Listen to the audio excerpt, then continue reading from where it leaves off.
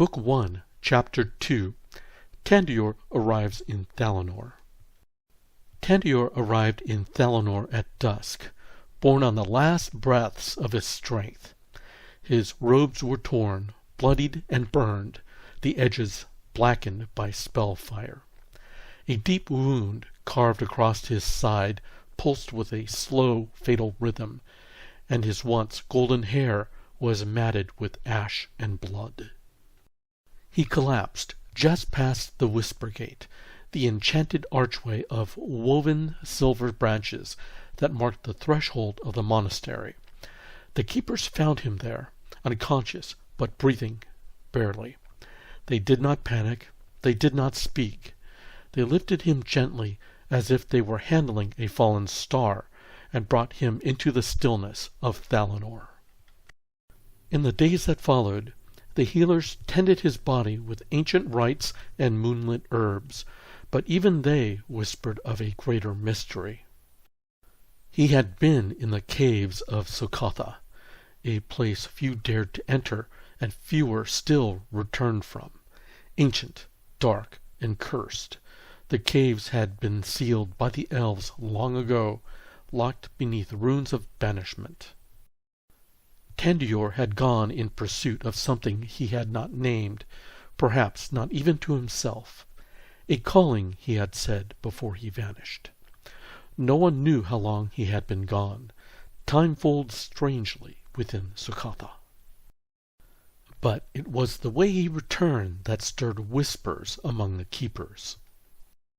A trail of scorched air, a faint shimmer in the sky, and then suddenly he was there, sprawled before the Whispergate. No spell circle, no arcane focus, no conscious casting, teleportation magic, especially from a place as heavily warded as Sokatha, required precise preparation. And Tandior remembered nothing. When he awoke, his eyes fluttered open like winter leaves breaking from ice. He spoke slowly, voice raw. There was darkness, then light. Not mine. A hand, of flame and gold. That was all he could say of it. The rest had vanished from his mind like smoke. The elders spoke quietly that night, gathered around the still waters of the moon pool. It was not his doing, one said. No, another agreed. The wards of Sokatha would have torn him apart. A third simply nodded. He was carried. By whom? A younger keeper asked skeptically. No one answered, but all their eyes turned skyward toward the crescent moon. Some said it was Elunir, the ancient elven god of memory and mercy, whose hand had once lifted an entire forest from floodwaters. Elunir, who had not stirred in centuries. Elunir, who only answered when the silence of the soul called louder than any prayer. Tandior did not argue.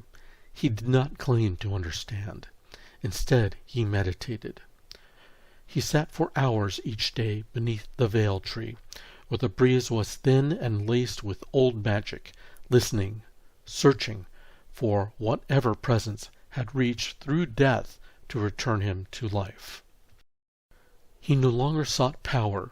He no longer sought knowledge. Now he sought only stillness, not the absence of motion, but the presence of something deeper. And slowly, like mist parting before the dawn, something changed in him. His magic softened, but grew more potent.